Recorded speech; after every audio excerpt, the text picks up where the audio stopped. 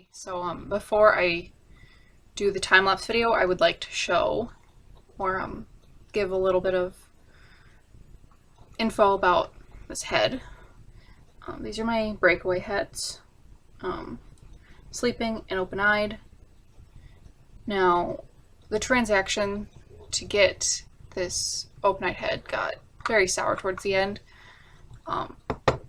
Everything's taken care of now, but when he arrived, he had a face up on him, which I remove in this video, and when I got him, he was like 3 or 4 shades darker than this head, and both of these were made in the same year, but thankfully, when I got everything removed, it was just grime and smoke scum that was making this head way darker. So, with that, here is the video. Bye. Hey, it's Dangercraft. So this is a time-lapse video of me cleaning up my Fairyland Minifee Breakaway event head. This head's from 2009, and I recently found him secondhand off the Den of Angels marketplace. And he came to me needing a lot more cleaning than I thought he was going to. Like I mentioned in the beginning video, he stunk of smoke or some other animal. It was a very stinky head, and he had a lot of discoloration. I'm guessing just grime and dirt from being very closely exposed to smokers. Now, I live with smokers, so I know the smell, and I know to keep all of my dolls very far away from that.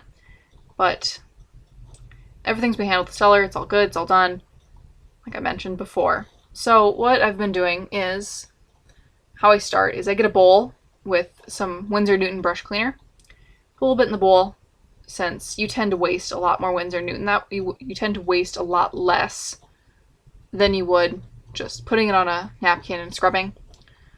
I put some in the bowl and start scrubbing it with Mr. Clean Magic Eraser to start getting off some of the paint and eyeshadow. And then I go in earlier with my brush and get the head thoroughly soaked so that it can begin dissolving the paint. And then working on the scar. And what I found out works best for this is very stiff natural fibered brushes. I tend to prefer natural fiber over synthetic, so a lot of my brushes are Sable and other nice brushes like that. But what I'm working with is a very stiff brush to help scrub all the paint out of the crevices. And I usually also use a toothpick for some of the difficult parts, but I had started filming and wanted to get everything done in one go, so I decided to go without the toothpick. And this video is about, it took me about half an hour to get this head cleaned because there was a lot of paint and it was very thick and I needed to get all of the grime off of him. The lips also took a long time because if you've never seen a breakaway head, they actually have little sculpted teeth and a slightly open mouth. And the teeth were painted and there was some shading inside the mouth, so lots of scrubbing was needed. I'm sorry, in some of these parts my hands got in the way.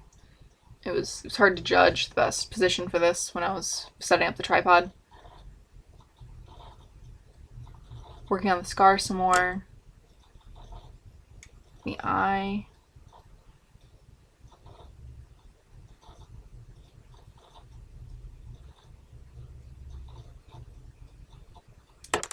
And much to my surprise, as I was getting this head more clean, his color started matching my other breakaway head, which is it looks much more like Fairyland's normal skin now.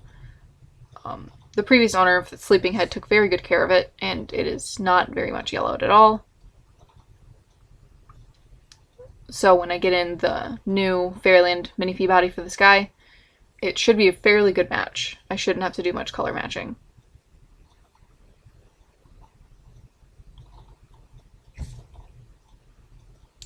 His head's getting more clean.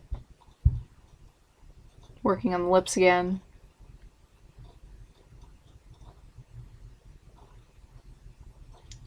I know some people stick their heads in a bowl with the Winsor and Newton and then just reuse it, but I prefer the scrub method because I think it works better.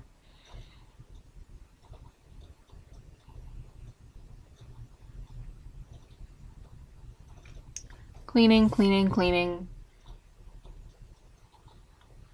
And then I went in with a dry magic eraser and I buffed some of the parts just to help lighten up the paint, which I found works very well. Sometimes if it's just wet, it doesn't work very well.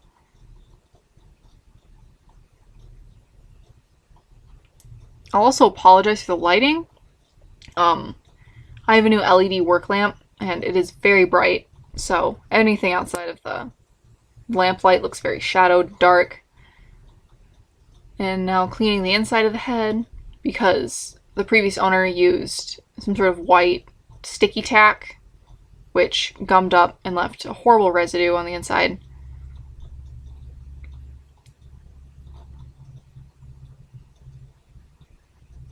Cleaning the inside some more. And done. Mostly. And after this, I just went and washed off with some soap and water, and all was good. Thanks. Bye. Okay, I apologize for the yellow light, but his head is all cleaned up. Here is with the finished sleeping head.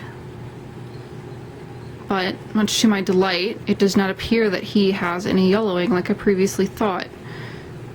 This is the sleeping head cap. When I first got him in, I thought he was about 3 or 4 shades darker than the sleeping head I had, but it was actually just due to the smoke damage. But he is cleaned up, and I'm not sure when I'm going to be able to do his face up, because I am very busy, but here he is.